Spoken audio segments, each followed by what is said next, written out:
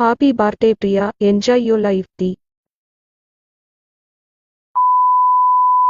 Happy birthday Masa. A few moments later. ஆரம்பிக்கலாங்களா?